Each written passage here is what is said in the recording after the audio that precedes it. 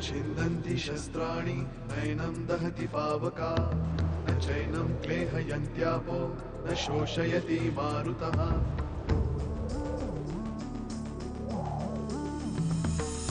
दिवसामागुण रात्र धावते सकाळ संध्याकाळ सूत्रधार जो या साऱ्याचा नावतयाचे काय तयाच्या मनात दडले नकळे कधी कुणा क्षणात होते संभव सारे क्षणापूर्वीचे असंभव असंभव असंभव असंभव. शोधायला येणारा खजिना वाड्यातच असणार असं समजून,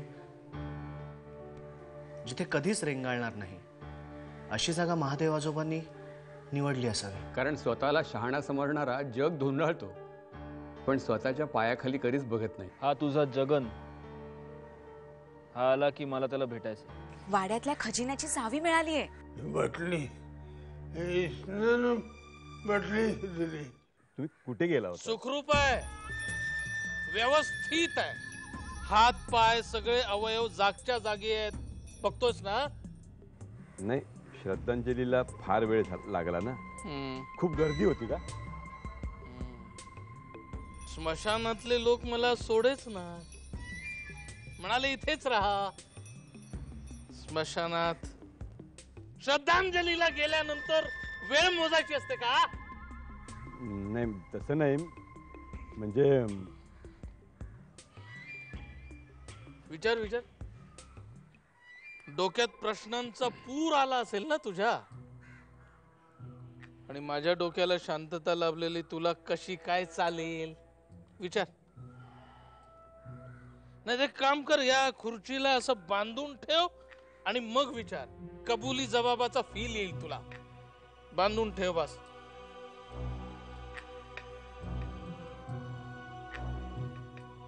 बर चल विचार. अरे लाजू नको, विचार. काय काय म्हणणं आहे तुझं? विचार. साहेब, तुम्ही कुणाच्या श्रद्धांजलीला गेला होतात? हा आजचा शेवटचा प्रश्न. हो. नक्की? ऐक,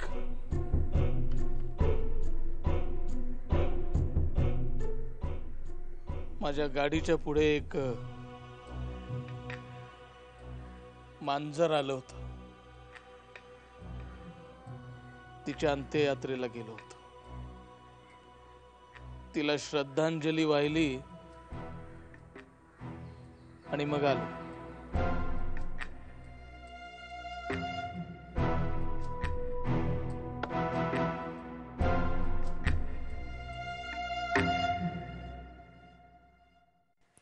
तू इथं कशाला आलीयस? आता काय हवंय तुला? काही नको. तुझी आठवण येत होती मम्मा. तुला माझी आठवण आली? खूप. कशाला? राहून गेल्या होत्या काही गोष्टी. म्हणजे उरलेली भांडणं तू इथे करणार आहेस? असं का बोलतेस मम्मा? अगं कसली भांडणं? राग, भांडण हे सगळं सोडून आले मी शरीराबरोबर. तुझ्यासारखीच कायमची, सगळ्यांपासून खूप दूर.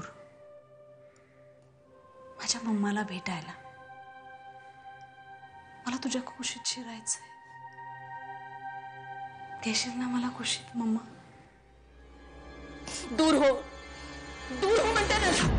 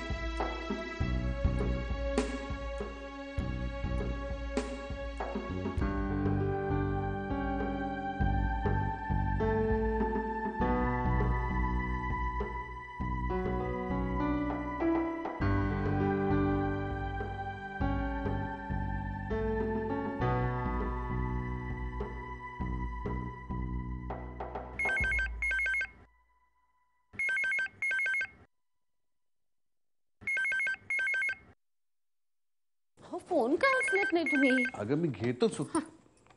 हॅलो. हा पूनम, हा बोल ग. Hello hello Poonam. पूनम काय झालं ग? कसला आवाज? हॅलो पूनम, काहीतरी पडल्यासारखा आवाज झाला काय? हॅलो. अहो पूनमचा फोन आहे. हॅलो म्हणाली, मग काहीतरी पडल्याचा आवाज झाला. हॅलो, आता काही बोलतच नाहीये. मला बघू दे. हॅलो पूनम. हॅलो. फोन चालू आहे हा. एक मिनिट, तू जरा पुन्हा ट्राय कर. मी तुझ्या हॅलो सेलफोन वरती ट्राय कर. हा बघा. Hello hello. नाही, हा कटच होत नाहीये. पूनम. Hello hello. तुझी रिंग वाजतीये. हो मग का ती उचलत का नाही? काय काय झालं असेल? उचलत? हा. मला वाटतं आता आपण तिकडे जायला हवं. मी आलेच.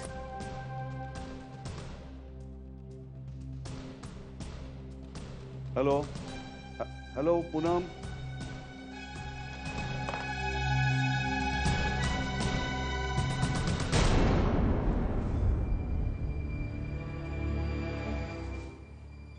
बाहेरना सोडून आलास हवं त्या ठिकाणी की आणखीन काही प्लॅन आहे?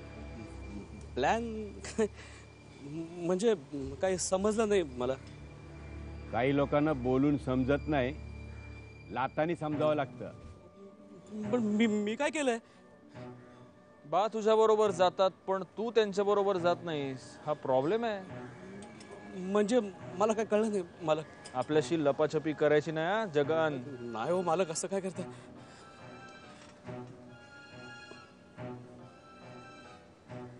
आपल्याशी बेईमानी केलीस तर सजा काय असते माहितीये ना तुला? बेईमान्याने मी? हो नाही ना, असं काय बोलताय? अहो इथे एकाशी इमान राखलं तर दुसऱ्याशी बेईमानी ठरते. त्याला तर मी काय करू तुम्हीच सांगा. चल तोंड उघड. नाही. बोल पटापट. नाही मी नाही. सांगतोस की नाही? अहो मालक कुठेतरी मध्येच उतरतात आणि मला गाडी घेऊन परत जायला सांगतात आणि स्वतः कुठेतरी रिक्षात जातात. चल चल दाखव ती जागा मला. चल. अहो एक जागा थोडीच दाखवायला, दरवेळेला जागा वेगळी असते आणि वरबाद दम देऊन ठेवला, कोणाला सांगायचं नाही म्हणून. आणि तू हे आम्हाला सांगितलं, हे साहेबांना कळलं तर? का मारते मला? असं नका करू. मग आम्ही तुला हे प्रश्न विचारले, हे साहेबांना सांगायचं? नाही नाही, अजिबात नाही सांगणार. जीव थोडीच भराल, मी नाही सांगणार. निघ आता.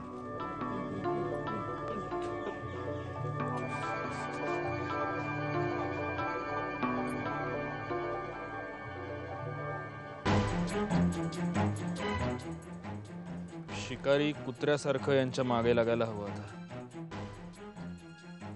चुकीच्या वाटेने जातोय हे माहिती आहे म्हणून लपवतायत आपल्यापासून.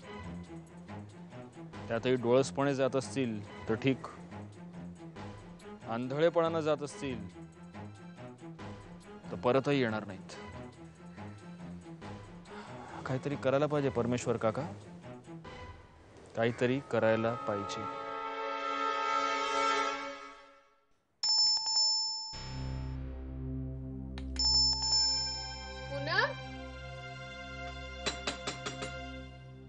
पूनम का उडत नाही? पूनम काय झालं असेल?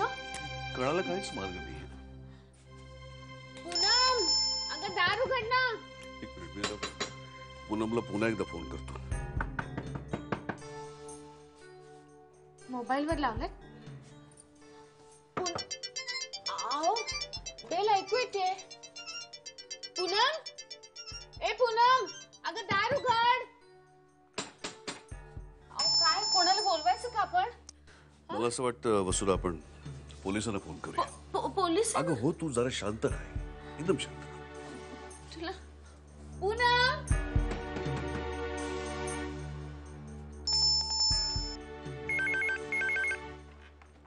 हॅलो, इन्स्पेक्टर वजलवार आहेत का? मी मधुसूदन शास्त्री बोलतोय. बोलतोय, बोला. इथे एक प्रॉब्लेम झालाय. माझा भाऊ बाळशास्त्री, त्याच्या घराच्या बाहेर मी आणि माझी बायको उभे होतो. झालं काय की त्याची बायकोनी मला फोन केला होता आणि फोनवर बोलता बोलता ती अचानक थांबली. आम्हाला काही कळेल म्हणून आम्ही इथे आलो. दरवाजा ठोठावतो होता मी.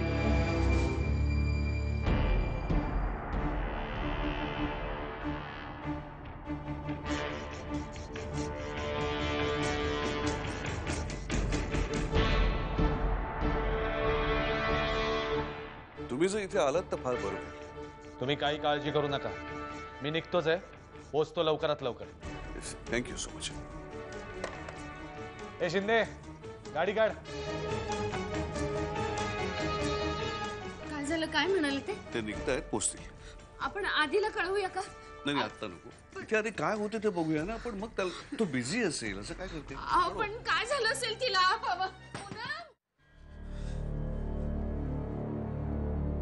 म्हटलं तर कोडं सुटलंय, म्हटलं तर पूर्णपणे सुटलेलं नाहीये. महादेव दादानी हा द्राविडी प्राणायाम यासाठीच रचून ठेवला असेल की खजिन्यापर्यंत सहजासहजी कोणालाही पोचता येऊ नये. आजोबा, पण आता हे कुलूप शोधायला एवढंच किंवा याही पेक्षा जास्त डोकं चालवायला लागणार आहे. ऑफकोर्स बाहुली, त्याला पर्याय नाही. तुमच्या पाहण्यात आलंय का असं एखादं मोठं कुलूप? नाही, मला तरी आठवत नाही. आणि त्यावेळी महादेव दादांनी या कुलपाविषयी मला सांगणं कसं शक्य होतं? हार्ड लक.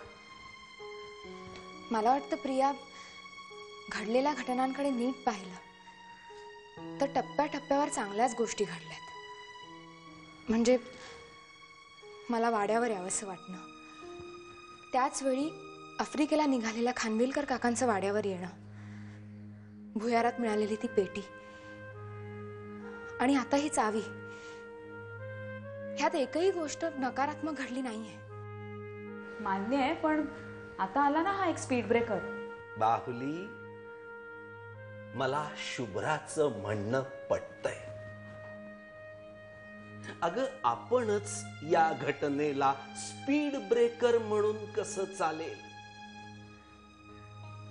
उलट किल्ली मिळणं या घटनेतून स्फूर्ती घेऊन आपल्याला पुढे जायला हवं. करेक्ट आहे अजून. मी अजून हार मानलेली नाहीये आणि कुलूप मिळेपर्यंत हार मानणार सुद्धा नाही. चावीचं जसं कोडं होतं तसंच कुलपाचं सुद्धा असणार. काही क्लूज असतील, आपण ते शोधूया. शाबास आदिनाथा, याला म्हणतात जिद्द. हत्ती गेला आणि शेपूट राहिलंय की सोंड गेली आणि हत्ती राहिलाय, हे आपण ठरवायचंय. आतापर्यंत घडलेल्या क्रमवार घटना बघता ही किल्ली मिळणं हा एक शुभ संकेत असावा. इतकी वर्ष अज्ञातात दडलेल्या रहस्य उलगडण्याचा. श्रीराम श्रीराम.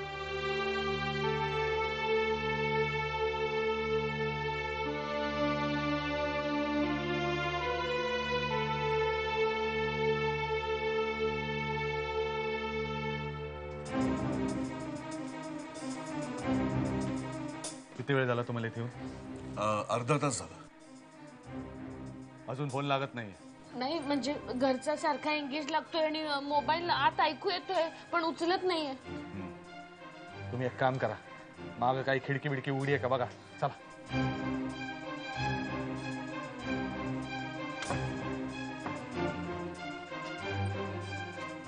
दरवाजा तोडायला लागेल. जे काय करायचं ते लवकर कर प्लीज.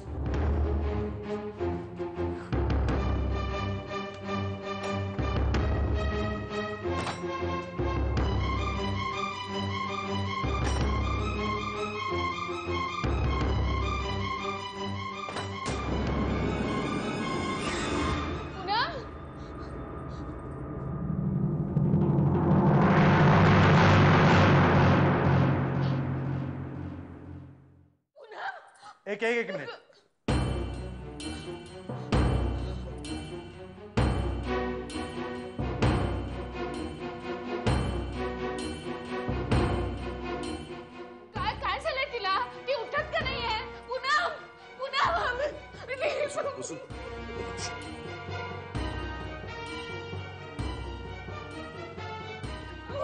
तू जर शांत हो, शांत. काय उठत का नाही?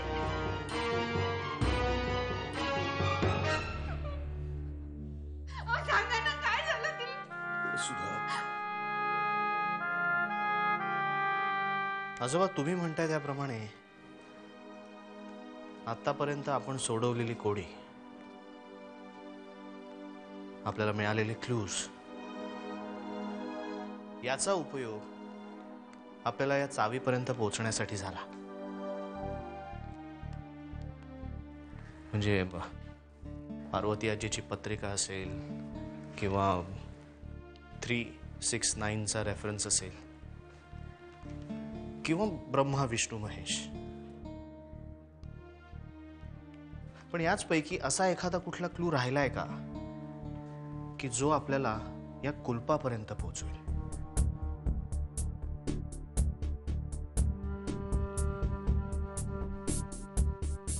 आरसा. आरसा. कपाटात आपल्याला आरसा दिसला होता. हो. महादेव दादाची गीता ज्या पेटीत सापडली त्यातही आरसा होता. हो. आणि आता ही किल्ली या पेटीत सापडली, या पेटीतही आरसा आहे. बघू.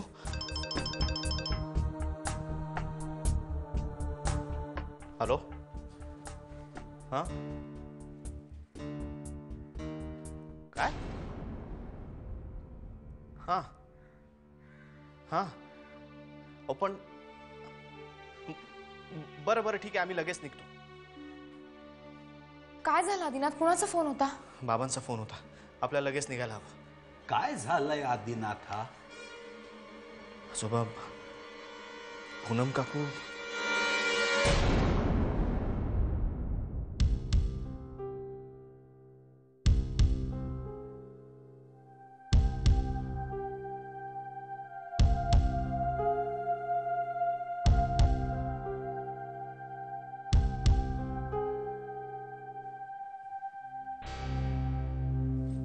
काय डॉक्टर, काय वाटतं तुम्हाला? काय कारण असेल?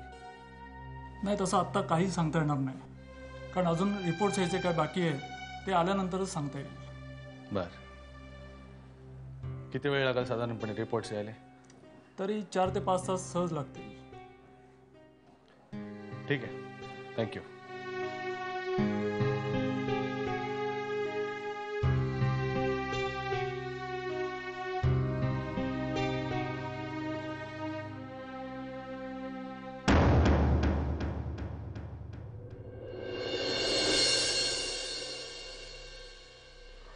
पूनमताईंचं मध्येच असं काय झालं? एकटे असतात ना बिचाऱ्या.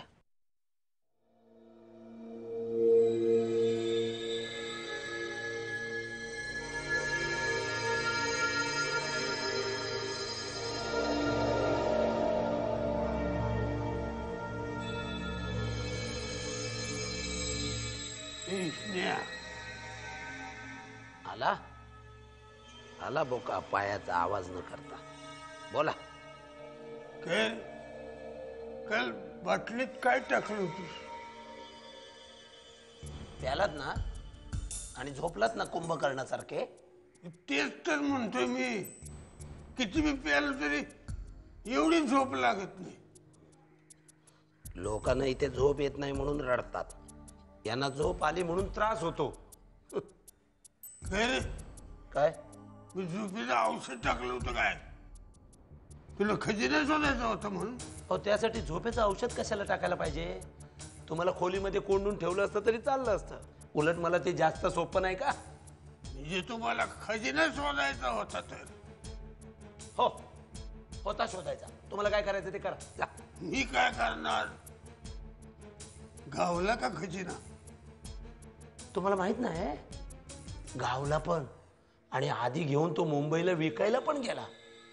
आता माझ्या मागे जास्त भुणभुण लावू नका, सांगून ठेवतोय.